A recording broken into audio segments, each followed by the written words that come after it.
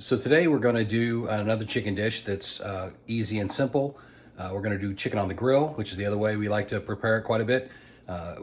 It's about, it's like 5 o'clock now, so didn't get things started very quickly. So trying to throw something together quick. So that's what we're doing today. We've got, you know, a lot of people like do skinless, boneless chicken. We, for years now, have been getting our chicken breast from the butcher with skin on, bone in.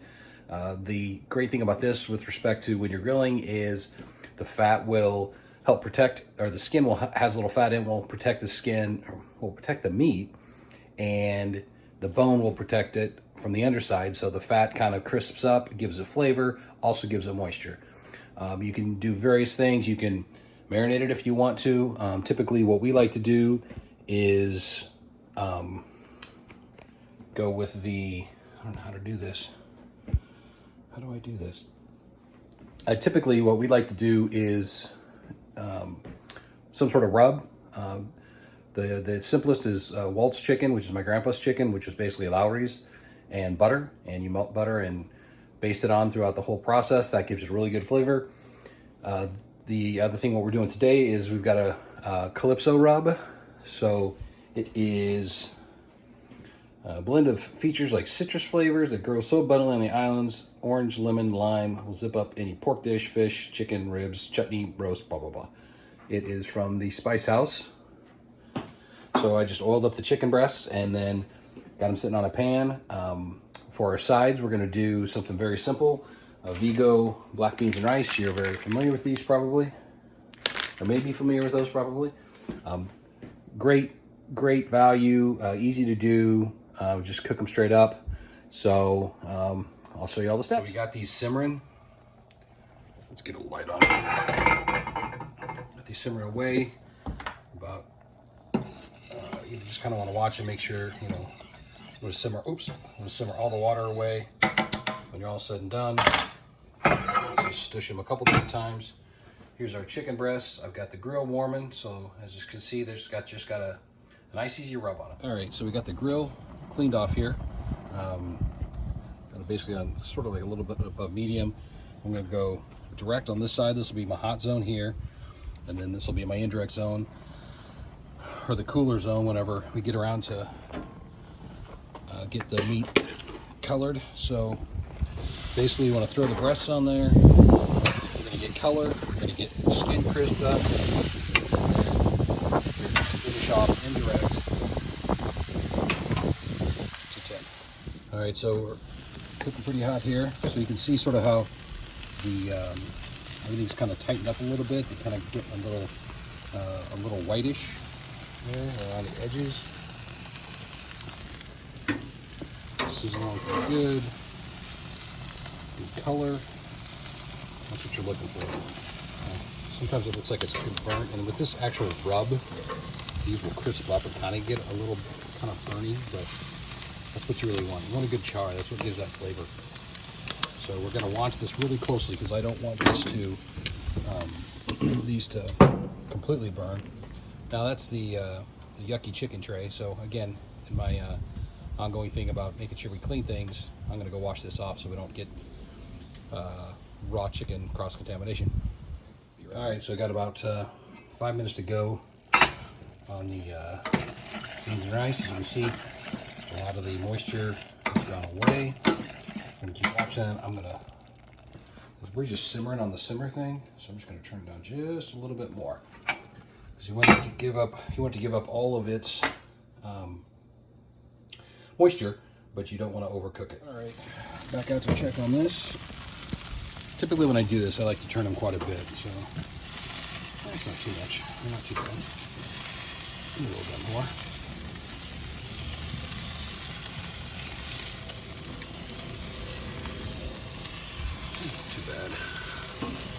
Probably time for a turn. Now, one of the things I like to do to cook these sides, you can lean them up against each other, like so. You gotta hold them though. It's easier with two hands.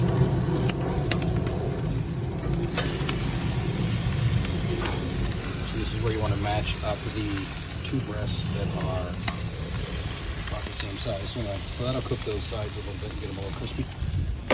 Let's get the lid down. All right, let's see where we're at here. Been a couple minutes on that side. Let's check these bad boys. They're pretty good. So now we want to get a little bit more doneness on that side. Here. So we'll put them back on the bone side. Real good color, so I can see it split a little bit. That's always good. Top right there. Good eats. Oh wait, that's the skin side. Still good eats. See, like there, you still, we'll probably do one more side here, try to get that fat rendered and get this a little crispier. You can see just from pushing on it, it's not even close to being done. Just tightens up quite a bit, but we'll get the thermal pin out here and get it figured out. One of the things that's nice to have a window where you can see your grill is kind of can see a little bit of smoke coming out of here. It kind of gives you an idea, when the fat's kicking up in the fire, or especially with steaks and things like that. You can look out here and know real quick if you need to get things turned or get things moved or whatever. Again, a little char is always good, but you don't want to burn things to a crisp. So this is, once again, we're using your eyes and using your smeller, your sniffer, your nose will help you in terms of letting you know where things are. So let's check this thing out. Excuse me. A little flame going, so see how that was before. So now we got a good crisp on it. Got nice color. I don't want to overdo this too much. Oh, that's pretty nice right there. That's what we want. All right, so I'm going to line these up in the middle here. Put it on the bone side down. Then what I'm going to do is turn this all the way off. Turn these up just a little bit more. And what that's going to do is create convection. So the heat's going to come through here. These aren't indirect heat, but they're still getting. These are not direct heat, but they're getting the temperature. And we'll cook to doneness. We'll get kind of close. You kind of can push this. You're going to over time figure that out. What every time you do a meal, you get to sort of check how you did, right? So it's going to be about touch, and you kind of learn there's all kinds of different ways to check what's doneness is, but the best way is just to feel it and check it. The other thing is to check your thermometer. Thermal pins are important. So we want to get about to 160. So you got a bigger breast here. So those are pretty close. So I'm going to be pulling these smaller ones a little sooner than the bigger ones, and then those just stay on the grill. So we'll be back. And then in terms of a vegetable, we're going to go real simple. Broccoli, steamed. It's always tasty.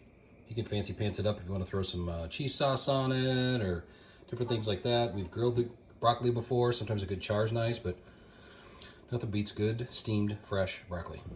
All right, so we're holding about, what is that, 360 something maybe?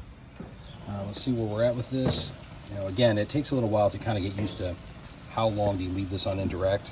After you do this long enough, you sort of start to get kind of a griller's kind of instinct. So you can do other things. And see, that one's pretty done there. You start to get other, kind of get a feel for where things are. So this is a little bit, this is on the fatter side. So, unfortunately, that's going to be a little bit more done, but it's not the end of the world. So there's 145. So I think we got about, see that there's 160. That's 148. So I think we got about 5 more minutes. Let it close. But again, this is where. So again, as I was saying, as you're going through this, you slowly get used to figuring out how long does your grill take to cook this particular meat. You kind of get a sixth sense when you're grilling, like kind of when things are ready to be done. And so over time, and with the thermometer, obviously to help you, you kind of just get a feel for when things are going to be done. You poke it a little bit, and then that's how you're going to know. Kind of, you can leave it and when to come back, and you just sort of slowly develop a feel and a timing and a doneness based upon a consistent heat that you kind of develop. And each person may, have a different temperature. You know, you may have it lower and cook slower. It takes longer. So, you know, you just sort of will develop your own sense on kind of how your grill works, what meat you're cooking, and the timing with which is required to get it all done. Now, the beans have been sitting on the stove now for probably 15 minutes or so, but they're in the pan and they're just going to stay there. They're going to be happy, so you don't have to worry about that. We're just waiting for the broccoli to finish, stick a fork in it, and then that's how you can tell if it's done, when it slides in easily. I think we got about 3 more minutes on those chickens, and then we are going to pull them and we are going to eat them. All right, so I tipped them a little bit earlier here. We'll get another quick check even with the big dog. Now, the biggest thing you want to check is with these bone-in, skin-on kind of guys, you know, they're a little definitely cooler by the bone. Now, that's pretty close to 160. These guys here are way done, so they still should be fine. Again, skin on, bone, all that good stuff. We are going to have plenty of residual heat because we're going to let these rest a little bit. So I am going to shut everything off. We're going to let these things rest, and then we are going to be ready to eat these lovelies. All right, so we are just now waiting for the broccoli to finish up. It's pretty close. 5:45. I kind of started this process around 5 o'clock. 45 minutes from start to finish. Pretty quick, easy meal. Pretty easy way to sort of take care of, especially when the kids were younger. 3 hungry boys, and get them fed, get them off to their homework, and that's it. I have nothing else. All right, here's the finished plate. I'm going to cut open this chicken so we can show you how good it looks. Utilize my tripod here. Nope. Hey, where you going? Come here. Hold that. So slice in like that. Get that chicken breast off of there. It's all white, no pink, nice and moist. That's a beautiful piece of bird. Whoops. So there you go. Got a little bit of Caribbean chicken with some brown beans, black beans, and rice. A little broccoli. Like I said, you can utilize this as many different ways as you have rubs or sauces. You can cook it up this way and make some good chicken in a pretty short time. So that's my video for this one. Hope you'll try it. And at some point we'll probably talk about charcoal and all those good things. So if you want to see more and enjoy these, like, comment, and subscribe. You don't have to comment, but you can comment. But, you know, if you don't want to miss my videos, which these are pretty impressive videos, I would say, go ahead and subscribe, hit the bell, and I'll make more. Let me know what the next dishes you want me to do. So I'm your Huckleberry.